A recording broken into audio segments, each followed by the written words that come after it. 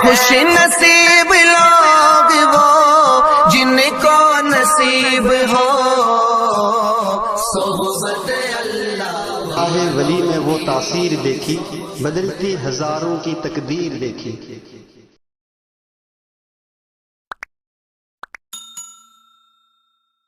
وسلام على عباده الذين اصطفى أما بعد فأعوذ بالله من الشيطان الرجيم بسم الله الرحمن الرحيم وقال ربكم ادعوني أستجب لكم وقال تبارك وتعالى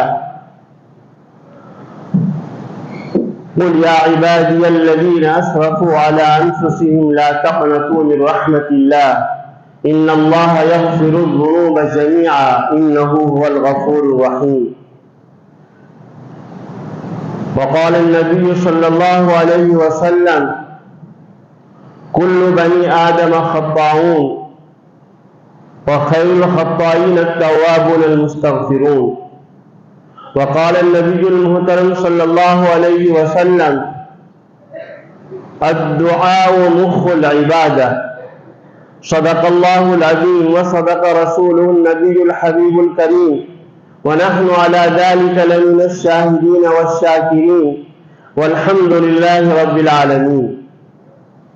معزز علماء کرام، برادران اسلام، بھائیوں اور دوستوں، اللہ تبارک و تعالی نے ہم کو اور آپ کو ایک زندگی دی ہے، وہ دنیا کی زندگی، اور ایک زندگی محدود زندگی ہے۔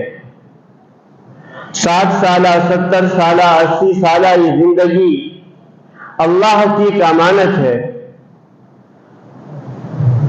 اب اس زندگی کے اندر انسان جنت کو بھی کما سکتا ہے اور جہنم میں بھی جانے والا اعمال کر سکتا ہے، اختیار دیا ہے بندے کو۔ اگر اللہ کی نعمتوں کا ہم استحضار کرنا چاہے تو کوئی بندہ کر ہی نہیں سکتا۔ صرف مثال دیتے ہیں علماء کہ ہم سانس لیتے ہیں، دن رات میں کتنی مرتبہ سانس لیتے ہوں گے وہ اللہ ہی کو معلوم ہے۔ یہ سانس، اس کے اندر دو نعمتیں ہیں۔ ایک نعمت تو سانس کا اندر جانا، اگر انسان کے جسم میں سانس جانا بند ہو جائے تو انسان نہیں بچ سکتا، فوراً مر جائے گا۔ یہ کتنی بڑی نعمت ہے۔ پھر اس سانس کا اندر سے باہر آنا، یہ بھی بہت بڑی نعمت ہے۔ انسان کے جسم میں سانس چلا جائے اور سانس باہر نہ آئے تب ان کی موت واقع ہو جائے گی، اور صرف باہر رہے اندر نہ جائے اس کے لیے بھی خطرے کی گھنٹی ہے۔ تو انسان 24 گھنٹے میں نہ جانے کتنی مرتبہ سانس لیتا ہے، لیکن اس کو استحضار نہیں ہوتا ہے۔ اس سے بھی بڑی نعمت کہ اللہ نے ہم لوگوں کو ایمان والے گھر کے اندر پیدا فرمایا۔ اب اس نعمت کی قدر ہم کو نہیں ملتی، کیونکہ ہمارے باپ دادا پردادا وہ ایمان والے تھے، ایمان والے گھر میں پیدا ہو گئے، اس لیے اس نعمت کا استحضار نہیں ہے۔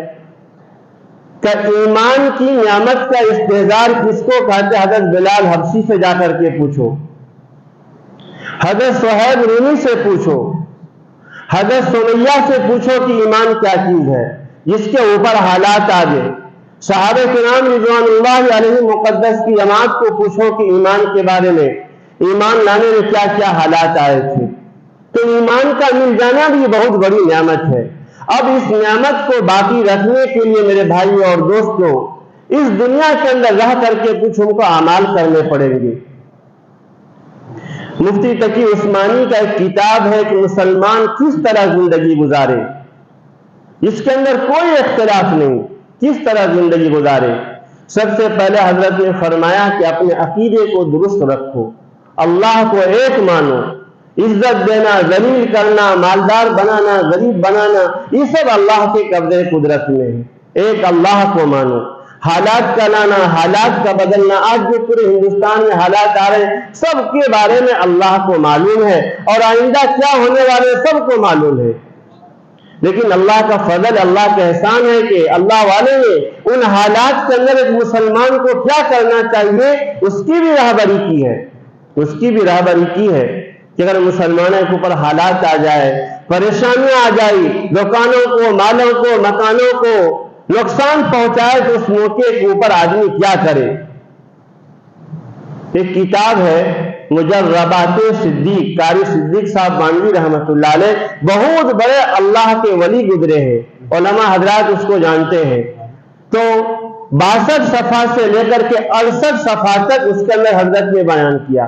اس زمانے میں کچھ ایسے حالات آئے تھے کہ حضرت میرے علاقے کے اندر یہ حالات آ رہے ہیں، مسلمانوں کے دکانوں کو، مالوں کو، مکانوں کو اور مسجدوں کو نقصان پہنچا جا رہا ہے، لوگ گھبرائے ہوئے کیا کریں، جیسے آج کے حالات میں چل رہے ہیں بعض علاقے کے اندر۔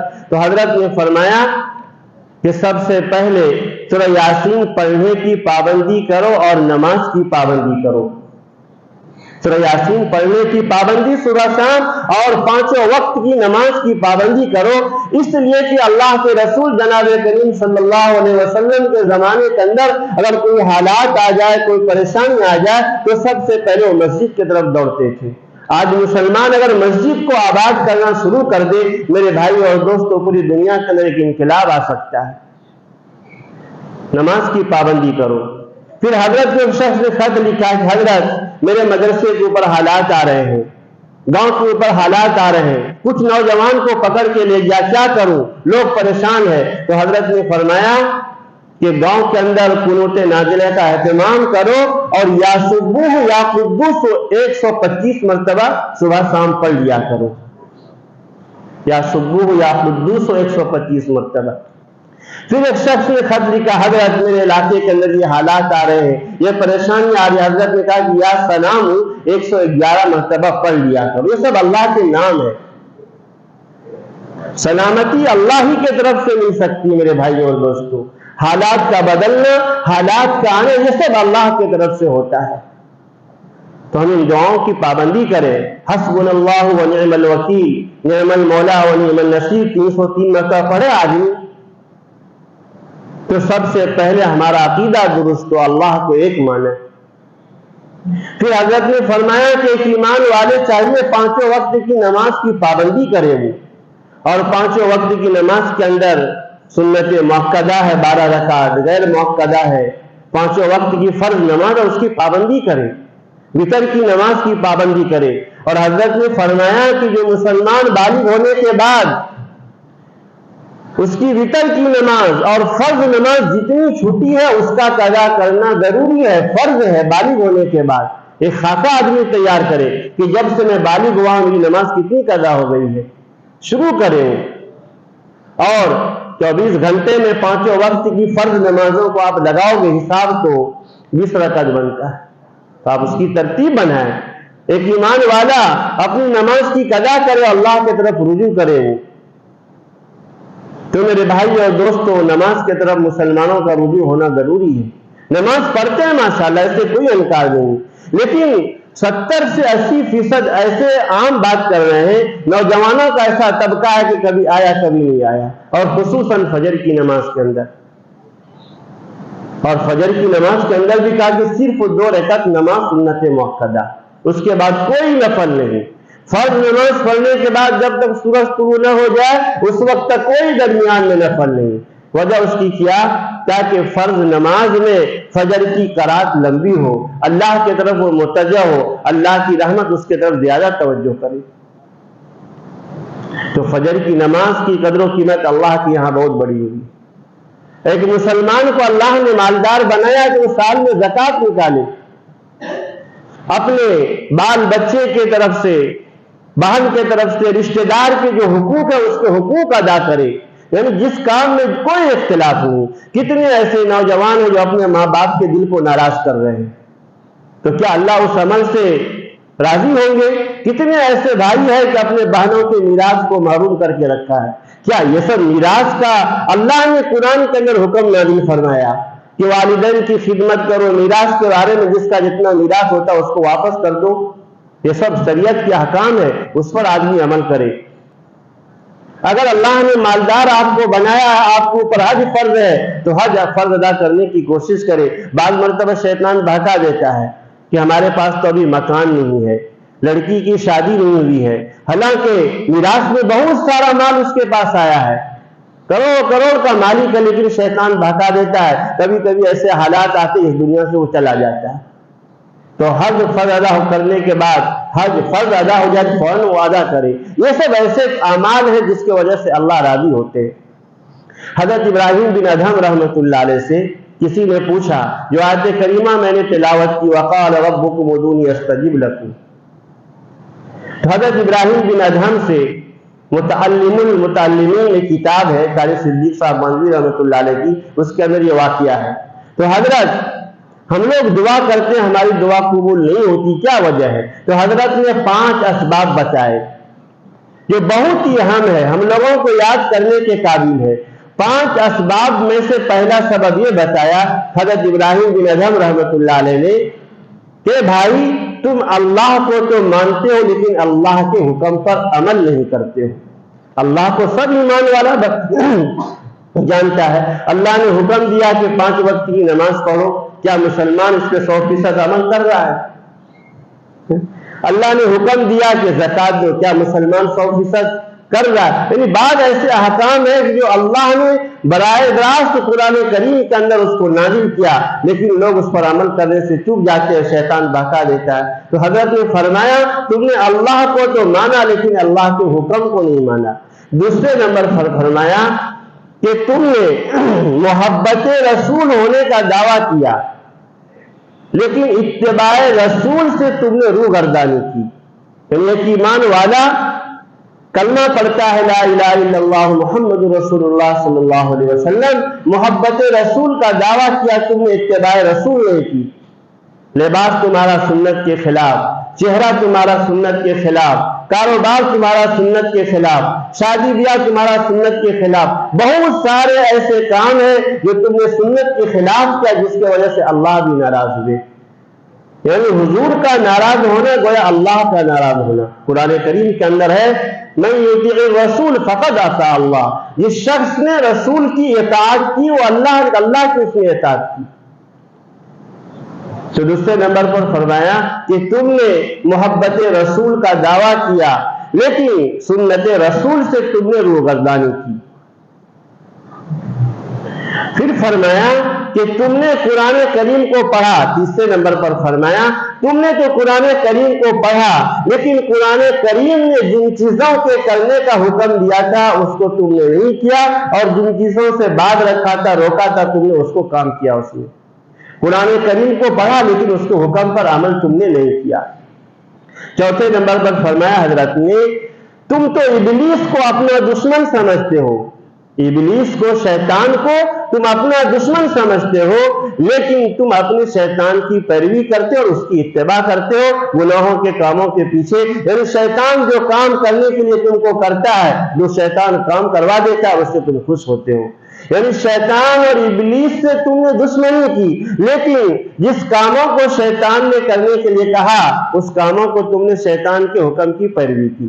اور 5ویں نمبر پر فرمایا حضرت نے کہ تم نے دوسرے کے عیبوں کو دیکھا اور اپنے عیبوں کے اوپر نظر نہیں رکھا۔ بہت جامع بات کی، تم نے دوسرے لوگوں کے عیبوں کو دیکھا، ہر وقت دوسرے کے پیچھے پڑ گئے، یہ کیا کر رہا ہے، وہ کیا کر رہا ہے، لیکن پوری زندگی تم نے اپنی عیب کے اوپر کبھی نظر نہیں کی۔ کہ یہ 5 اسباب، یعنی تم اللہ کو مانا تم نے لیکن اللہ کے حکم پر عمل نہیں کیا، قرآن کو مانا، قرآن پر ایمان لایا لیکن قرآن کریم کے حکم پر عمل نہیں کیا، تم نے محبت رسول کا دعویٰ کیا لیکن اتباع رسول سے تم نے روگردانی کی۔ اور چوتھے نمبر پر فرمایا تم نے ابلیس اور شیطان کو اپنا دشمن سمجھا لیکن ابلیس اور شیطان نے جن کاموں کو کرنے کے لیے کہا تھا تم نے اس کام کی پیروی کی۔ اور 5ویں نمبر پر فرمایا کہ تم نے دوسرے کے عیبوں کے پیچھے لگ گئے اور خود اپنے عیب کو تم نے نہیں دیکھا۔ یہ 5 ایسے اسباب ہیں جس کے وجہ سے اللہ کی رحمت تمہارے طرف توجہ نہیں ہو رہی۔ اب یہ ایسے گناہ میرے بھائی اور دوستوں عام طور پر لوگوں کے اندر پایا جاتا ہے، یہ عام بات میں کر رہا ہوں۔ تو دعا ایک ہتھیار ہے، آدمی کے اوپر جب حالات آئے، پریشانی آئے، مصیبت آئے، فوراً اللہ کی طرف رجوع ہو جائے۔ اور جب ایک بندہ اللہ کی طرف رجوع ہوتا ہے تو بہت سارے مسائل اللہ تبارک و تعالیٰ اس کے ذریعے سے حل کر دیتے ہیں۔ تو قرآن کریم کی تلاوت ہو، سورہ یاسین کی تلاوت ہو، فجر کی نماز کی پابندی ہو، 5 وقت کی نماز کی پابندی، اگر صرف مثال کے طور پر عام بات کر رہا ہوں، ہر ایک پال گاؤں کے جتنے مسلمان ہیں، صرف ایک افراد بھی اگر فجر کی نماز کے اندر آ جائے تو پوری جماعت کھانا بھر جائے گا۔ لیکن کتنی صفحہ ہوتی ہے فجر میں جو لوگ آتے ہیں اس سے آپ پوچھ لو۔ تو ایک ایمان والا نماز کا انکار نہیں کرتا، اگر نعوذ باللہ نماز کا انکار کرے گا تو سیدھا وہ ایمان سے نکل جائے گا، لیکن کاہلی سے، سستی سے، شیطان کے بہکاوے میں آ کر کے وہ نماز کو چھوڑ دیتا ہے۔ اللہ والے مثال دیتے، کبھی آپ کو بمبئی جانا ہو، دلی جانا ہو، دوسرے جانا ہو، اور اگر آپ کا ٹرین کا وقت 4 بجے ہو تو آپ کیا کرتے ہیں؟ خود الارم لگائیں گے، اپنے دوست احباب کو کہیں گے، گھر میں بیٹے کو کہیں گے بیٹا فلاں وقت میرے گاڑی کا ٹائم ہے، آدھا گھنٹہ پہلے اٹھا لینا۔ اب اس کی ایک فکر ہوتی ہے اور وقت پر اٹھ بھی جاتا ہے۔ اگر ایک ایمان والا اپنے موبائل کے اندر الارم لگا کر کے سو ایک فکر لے کہ ہم فجر کی نماز کے اندر آدھا گھنٹہ پہلے 20 منٹ پہلے اٹھ جائیں گے، تو کیا اللہ تعالیٰ اس کے لیے آسانیاں نہیں کریں گے؟ ضرور کریں گے۔ لیکن میرے بھائی اور دوستو، ہماری حالت تو اللہ معاف کرے ایسے ہو گئی ہے، ہم رات کو 1 بجے، 12 بجے، 1 بجے، 1:30 بجے تک سوتے ہیں۔ جب اللہ تبارک و تعالیٰ کی رحمت متوجہ ہوتی ہے تہجد کے وقت، ہم تو غفلت کی نیند میں سو جاتے ہیں۔ تو جس وقت اللہ کو راضی کرنے کا موقع ہوتا ہے اس وقت شیطان ہم پر حاوی ہو جاتا ہے۔ ہاں، جس کے دلوں میں اللہ کا خوف ہے، اللہ کا ڈر ہے، وہ پابندی سے روزانہ فجر سے نماز پڑھ کر کے اللہ تعالیٰ اس کو کچھ نیک اعمال کی توفیق بھی دے دیتے ہیں، کہ اللہ کی بہت بڑی نعمت ہے۔ تو ایسے حالات کے اندر میرے بھائی اور دوستوں اللہ کی طرف رجوع ہو، اتباع رسول کے اوپر ہماری زندگی گزرے، سنت کے اوپر ہم جتنا عمل کریں گے میرے بھائی اور دوستوں، اتنا اللہ تبارک و تعالیٰ راضی ہوں گے۔ اور جو مسنون دعائیں ہیں اس دعاؤں کی ہم پابندی کریں۔ مسنون دعا ایک ہتھیار ہے، ہم جنازے کی نماز کے اندر پڑھتے ہیں آخر میں، اللہم من احییتہ منا فاحیہ علی الاسلام، یا اللہ جب تک میری زندگی باقی رہے تو اسلام کے حالت میں زندگی باقی رکھنا۔ ومن توفیتہ منا فتوفہ علی الایمان، یا اللہ جب میرے موت کا وقت قریب آ جائے، اس دنیا سے جانے کا وقت قریب آ جائے تو یا اللہ ایمان کے حالت میں موت دینا۔ آدمی گھر سے نکلتا ہے، پتہ ہی نہیں چلتا ہے کیا حالات ہے، کیا پریشانیاں، اچانک انسان کی موت واقع ہو جاتی۔ تو اللہ تبارک و تعالیٰ سے ہم دعائیں کریں، اللہ کی طرف رجوع ہو، تو اللہ تبارک و تعالیٰ ایسے حالات کے اندر یا میرے بھائی اور دوستو اللہ مدد کرنے کے لیے تیار ہے۔ ہم جتنا مسجد کو آباد کریں گے، اور خصوصاً اللہ والے یہی توجہ دے رہے ہیں کہ مسجد کو آباد کرو۔ مسلمان نوجوان کا 1 سجدہ اور بڑھاپے کا 100 سجدہ وہ نوجوان کے 1 سجدہ کا مقابلہ نہیں کر سکتا۔ تو ہم مسجد کو آباد کریں۔ اگر ہم اللہ کے گھر کو آباد کریں گے تو اللہ تبارک و تعالیٰ بھی محلے کے لوگوں کو آباد رکھیں گے۔ اگر اللہ کے گھر کو ہم نے چھوڑ دیا، ویسے ویران چھوڑ دیا، تو میرے بھائی اور دوستو بہت سارے ایسے علاقے کے اندر حالات آ گئے، اور اللہ معاف کرے، ہو نہ سکے، اگر ہماری غفلت کی وجہ سے ہو سکے تو اللہ حالات لا سکتے ہیں۔ اور اللہ والے بتا رہے ہیں کہ ابھی تو ہمارے بس میں نماز پڑھنے کا اختیار ہے، 5 وقت ہم مسجد میں جا سکتے ہیں۔ اگر اللہ ناراض ہو گئے، کوئی حالات آ جائے تو ہم مسجد جانا بھی چاہیں گے تو نہیں جا سکتے۔ کچھ ایسے علاقے کے اندر حالات آ گئے، مسجد ہے، سب چیز ہے، لیکن کچھ ایسے حالات آنے کے بعد نہیں، گھر میں نماز پڑھو۔ تو جب ہمارے بس میں جتنا ہے اتنا تو ہم کریں، اللہ کی طرف زیادہ سے زیادہ رجوع کریں، تو اللہ تبارک و تعالیٰ اس عمل کے برکت کی وجہ سے حالات کو بدل دیں گے۔ تو یا سلام کی پابندی 111 مرتبہ، یا سبوح یا قدوس 125 مرتبہ پڑھے آدمی۔ سورہ یاسین کی پابندی، قنوت نازلہ اتنی جامع دعا ہے۔ بڑوں کے طرف سے حضرت مفتی احمد صاحب دامت برکاتہم اللہ تعالی حضرت کی پوری حفاظت فرمایا، حضرت نے بھی فرمایا، اور جس سے علماء کی قنوت نازلہ چالو کرو اور اپنی دعاؤں کے اندر بھی مانگو۔ صرف نماز کے لیے نہیں ہے کہ نماز کے اندر دعا ہی ہے، لیکن اپنی دعاؤں کے اندر بھی اس کے اندر پابندی سے دعا مانگو، اللہ تبارک و تعالیٰ بہت زیادہ اس عمل سے خوش ہوں گے۔ قنوت نازلہ جو مسنون دعائیں ہیں، اس دعا کی پابندی، کیسی کیسی دعا، اللہم انی اعوذ بک من السجن والقید، اللہ کے رسول نے پناہ مانگی پولیس کے ڈنڈے سے، جیل خانے سے، اللہم انی اعوذ بک من السجن والقید والصوت، پولیس کے کوڑے سے، ڈنڈے سے۔ جب ظالم ظلم کرنے پر آ جاتا ہے، وہ نہیں دیکھتا کہ کون اچھا ہے کون برا ہے، شیطان کے بہکاوے میں آ کر کے ایسے ایسے وہ حرکت کرتے ہیں کہ میرے بھائی اور دوستو، انسان اپنے سر کو جھکا کر کے بیٹھ جاتا ہے۔ تو ان دعاؤں کی ہم پابندی کریں، اللہم انی اعوذ بک من السجن والقید والصوت۔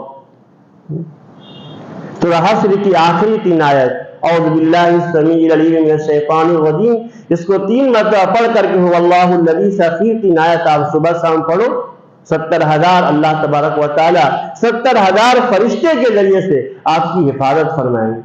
اور سب سے جامع دعا قرآن کریم کی آیات ہے، سب سے جامع دعا قرآن کریم کی آیت ہے۔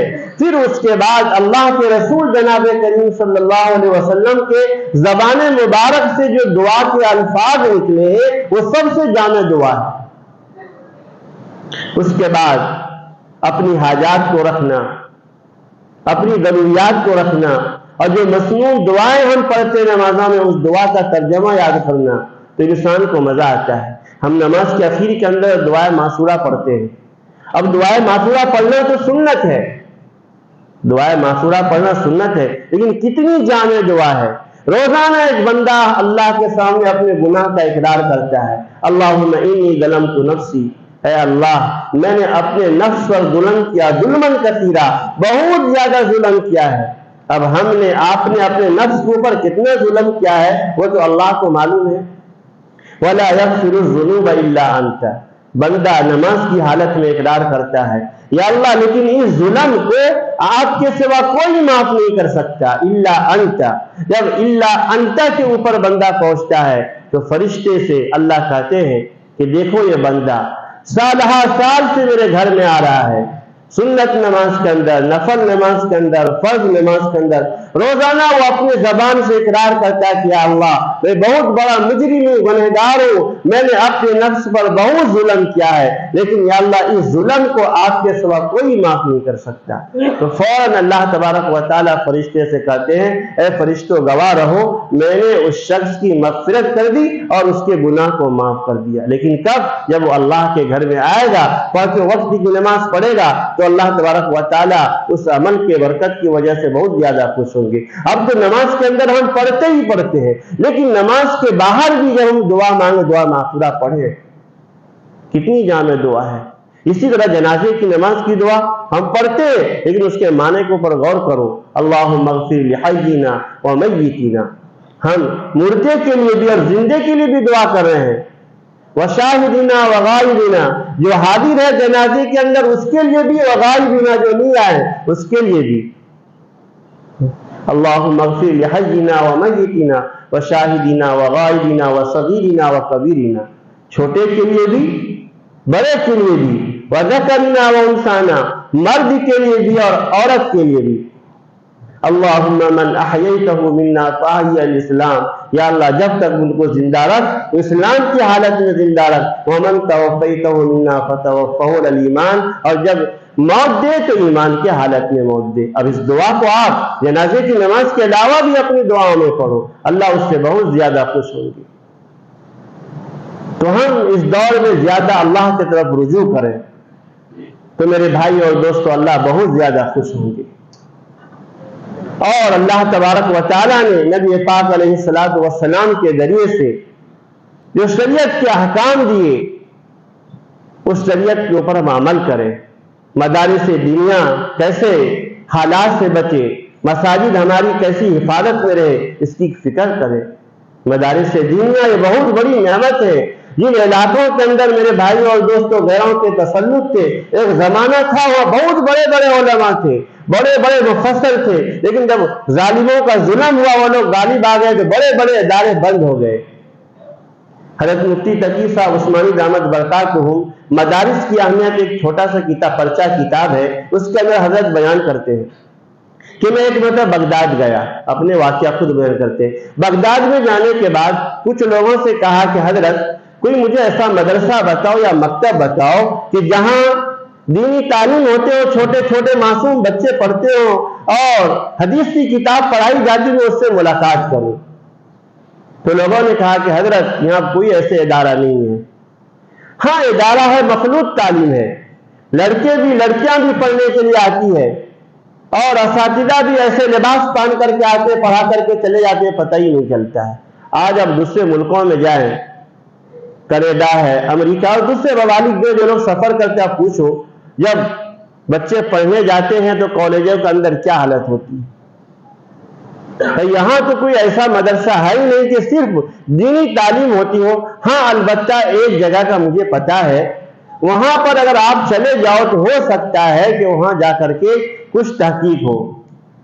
حضرت مفتی تقی صاحب دامت برکاتہ فرماتے ہیں کہ اس نے کہا کہ ہاں حضرت سیدنا عبد القادر جیلانی رحمت اللہ علیہ کا جہاں مزار ہے اس کے قریب ایک مکتب ہے، اس مکتب کے اندر تعلیم ہوتی ہے، دینی تعلیم، وہاں آپ جاؤ تو کچھ پتا سکتا ہے۔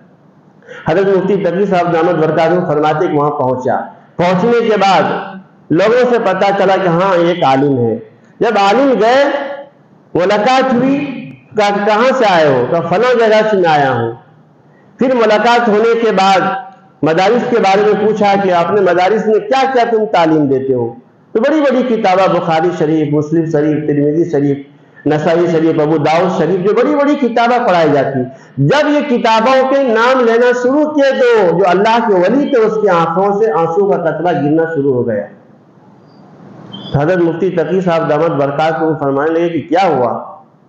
تو بعد میں فرمایا اس عالم نے کہ آج ہم لوگوں کی یہ حالت ہو گئی ہے کہ وہ کتاب کے نام سننے سے بھی ہمارے کان محروم ہو گئے ہیں، ہمارے کان محروم ہو گئے ہیں اور وہ کتابیں ہم پڑھا بھی نہیں سکتے ہیں۔ اللہ کا فضل ہے، اللہ کا احسان ہے، اللہ کا کرم ہے کہ آج اس ہندوستان کے اندر میرے بھائی اور دوستوں کتنے ایسے دینی ادارے ہیں جو بڑی بڑی کتابیں پڑھی جاتی ہے۔ یہ محض اللہ کے ولیوں کی قربانی کا نتیجہ ہے، علماء کا نتیجہ ہے، قربانی ہے جو پورے ہندوستان کے اندر جال پھیلا ہوا ہے۔ تو اگر اس کو ہم ناقدری کریں گے، اس کے اوپر ہم توجہ نہیں دیں گے تو میرے بھائی اور دوستوں حالات آئیں گے، پریشانیاں آئیں گی، مصیبت آئے گی۔ اس کو ہم مضبوط بنائیں، کیسے تعلیم پختہ ہو، اپنے بچوں کی تعلیم کی فکر کریں زیادہ سے زیادہ، اور ابتدائی تعلیم کی بہت ہی اہم ضرورت ہے۔ اگر شروع میں ہمارا بچہ کلمہ صحیح نہیں پڑھے گا، اس کا ترجمہ یاد نہیں ہوگا، ایمان مفصل کیا ہے، ایمان مجمل کیا ہے، اس کا ترجمہ اس کو یاد نہیں ہوگا، درود شریف کیا ہے، تحیات کیا ہے، دعا معصورہ کیا ہے، تو آگے چل کر یہ کیا پتا ہوگا۔ اور یہ مکاتب کے اندر یہی تعلیم دی جاتی بچوں کو کہ اپنے درست عقیدے کو درست کرو۔ تعلیم اسلام بچے کو پڑھایا جاتا ہے، اس تعلیم اسلام کے اندر پورا عقائد ہے جو اردو کے اندر بھی ہے، گجراتی کے اندر بھی۔ اس لیے نوجوان کو چاہیے کہ کچھ آپ دینی کتاب اپنے گھروں میں رکھو، اپنے بستر کے سرانے میں رکھو۔ لیکن اللہ معاف کرے، اللہ والے فرماتے آج ہماری حالت یہ ہوتی ہے، ہمارے ہاتھ میں موبائل رہتا ہے، موبائل دیکھتے دیکھتے کب نیند آ جاتی پتہ بھی نہیں چلے گا۔ اللہ نہ کرے اگر اس حالت میں ہماری موت واقع ہو گئی تو اللہ کو کیا جواب دیں گے؟ اس لیے مسنون دعا، اللہم بسمک اموت و احیا، یا اللہ میں آپ کے نام سے سو رہا ہوں اور آپ ہی مجھ کو زندہ کرنے والے۔ جیسے اٹھے آدمی الحمدللہ الذی احیانا بعد ما اماتنا والیہ النشور، اگر دعا پڑھ کے سو گئے پوری رات آپ کی عبادت میں، یا اللہ مرنے کے بعد آپ نے دوبارہ ہم کو زندہ کیا موت کے بعد۔ الموت اخو النوم، یہ سونا موت کا بہن ہے، آدمی جب سوتا ہے پتہ ہی نہیں چلتا، کبھی ادھر گھوم رہا ہے کبھی ادھر گھوم رہا ہے، نہیں پتا۔ لیکن ایک سونا ایسا ہوگا کہ انسان کے جسم سے روح نکل جائے گا، ہمیشہ ہمیشہ کے لیے اس دنیا سے چلا جائے گا۔ تو فوراً اللہ کا شکر کرتا ہے، الحمدللہ الذی، تمام تعریف اس اللہ کے لیے جس نے ہم کو موت کے بعد دوبارہ زندہ کیا، وإلیہ النشور، اور اسی کے طرف لوٹ کر کے جانا ہے۔ یہ مسنون دعا ہے میرے بھائیو دوستو۔ تو ایسے حالات میں ہم مسنون دعاؤں کی پابندی کریں اور نماز کی پابندی کریں، پانچوں وقت کی نماز کی فکر کریں اور اتباع رسول کے اوپر ہماری زندگی ہو۔ میرے بھائی اور دوستو ایسے عمل سے اللہ تبارک و تعالیٰ بہت زیادہ راضی ہوں گے۔ تو یاسین کی پابندی کریں اور اور جو اللہ کے مسنون نام ہے اس مسنون نام سے لے کر کے اللہ سے دعائیں کرے۔ میرے بھائی اور دوستو، یقیناً اللہ تبارک و تعالی اس مسلمانوں کی طرف متوجہ ہوں گے۔ اخیر میں دعا ہے کہ اللہ تعالیٰ پورے ہندوستان اور پورے عالم کے مسلمانوں کی حفاظت فرمائے، اور جتنے مدارس ہیں، مکاتب ہیں چل رہے، اللہ تعالیٰ اس کی بھی پوری حفاظت فرمائے، اور اللہ تبارک و تعالیٰ ہم لوگوں کی ایمان کی حفاظت فرمائے، اور جہاں بھی مسلمان جس علاقے کے اندر پریشان ہے اللہ تعالیٰ اس کے پریشانیوں کو دور فرمائے، اور اللہ تعالیٰ اس کی پوری مدد فرمائے۔ آمین۔ وآخر الدعوانا الحمدللہ رب العالمین۔